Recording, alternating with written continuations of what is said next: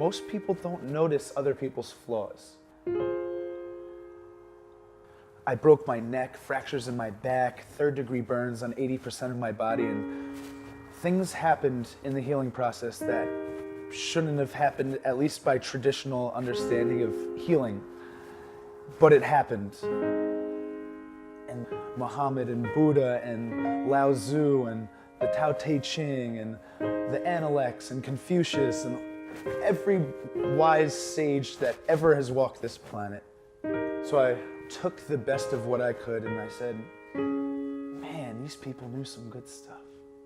And the modern world deserves to know this again.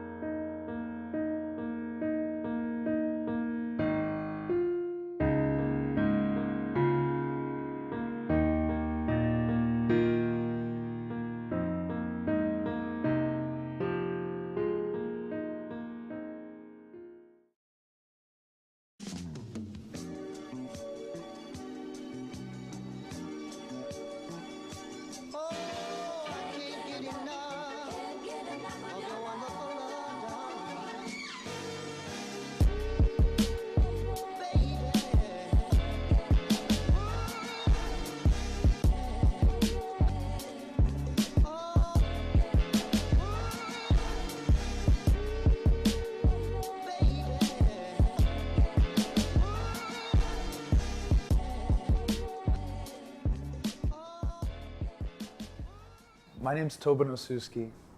I am the founder of a company called Qinesis, which is holistic fitness centered around mindfulness. When I was younger, about 7 years old, I was diagnosed with Tourette Syndrome, and it's a neurological condition that forces you to outburst and react and behave in ways that are not characteristic, they're not normal by society's standards, but they're things that you can't control. And it's a bully from the inside forcing you to do this, and when you do it, it feels good. Like anything, you know, and I've had to think about this a lot in my lifetime. How do you know if you have Down syndrome? How do you know if you have Parkinson's? How do you know if you have autism when you're a kid? You know, how do you know what perception of consciousness is for other people out there? We don't really know. We just know what's normal to us. And when it seems like what's normal to us is not normal for somebody else, then this other awareness comes in and this almost self-judgment comes in. So I feel, you know, that noticeability, it's this factor of I'm noticing this is happening to me, so of course you're noticing it's going to happen to me, and there's a projection of that. Most people don't notice other people's flaws. Working in this fitness industry, in this gym, what we see wrong with ourselves, nobody else sees. They see the strengths. So that was kind of what it was. At the time when it was happening, I was seeing just that. But then, you know, the teasing in school started, and that was abnormal. So when that started happening, I started recognizing it as something I should try to refine, control, get a harness over, control over somehow. If it was something in my mind that was telling my body to do something, then I could come up with, you know, almost athletic mechanisms to train to reverse that or keep it under control. So I started that maybe 10, 11 years old. I started consciously being like, I can conquer this. I can get over this. So growing up, it was actually very simple. Some friends and people in my life would say I'm more of a complex, complicated person, but growing up, I always knew that I wanted to be a healer of sorts. As a kid, I wanted to be a veterinarian. That didn't last very long. Through middle school, high school, I was looking more into preventative medicine, athletic training. I was, you know, really intrigued by the athletic trainer's ability as an athlete for them to heal us. You know, somebody's suffering a almost career-ending or season-ending injury, and all of a sudden, 3 days later, they're back on the field from a little stretching, icing, and rehab. So I found that wildly interesting, and I wanted to study that. I spent a lot of time in athletic training offices. One summer, I did a workshop at a very prestigious college that was hosting it for high school kids interested. It was actually elite selection process, as I remember. Spent a week there working with dozens of athletes for their summer season. Came back disinterested, changed my role. I was thinking more sports management, kind of the fantasy Jerry Maguire world, or exercise science, physical therapy, maybe go into the doctorate world. And then the accident happened.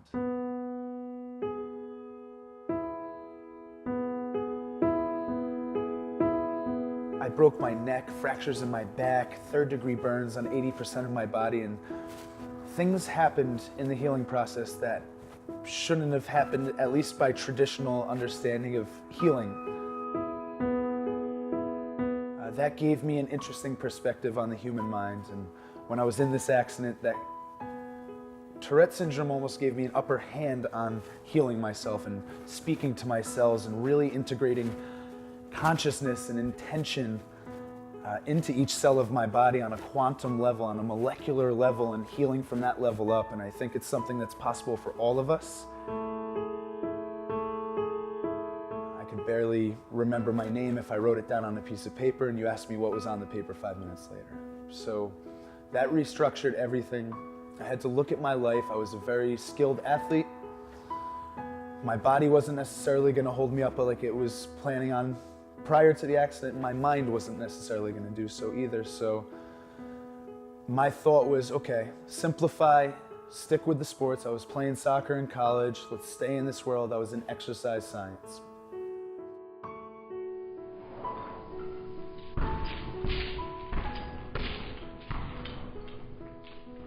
So I stayed there.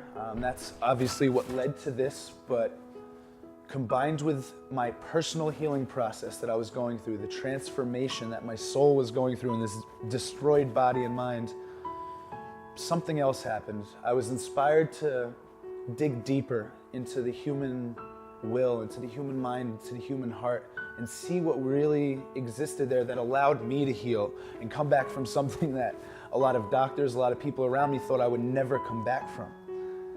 I wanted to teach that to other people, so that's what I began studying. I studied philosophy, I studied psychology, I studied nutrition, I studied everything from music and harmonics to chemistry to astrophysics on my own, kind of autodidactically taught myself, because obviously society wants to channel us in one direction.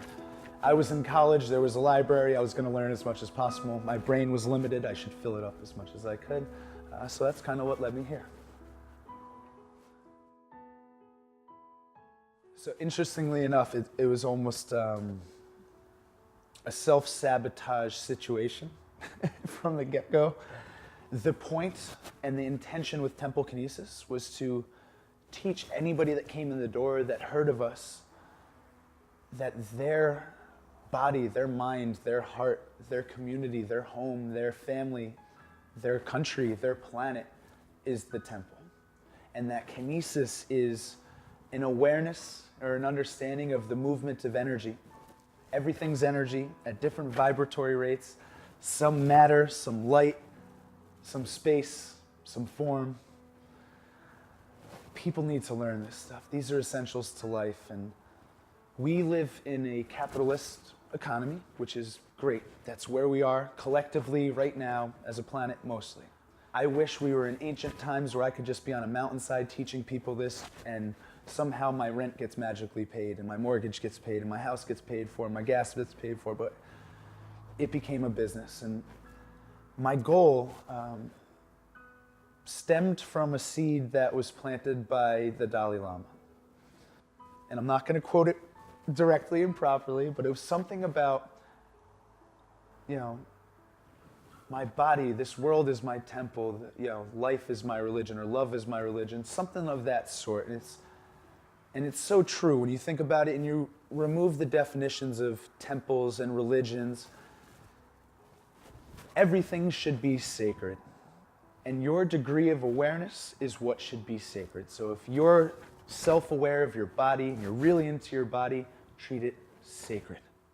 Fuel it well, think upon it well, expose it to good things, good people, good energy. If your mind is your temple, fill it with good knowledge and truth and compassion and honesty and caring.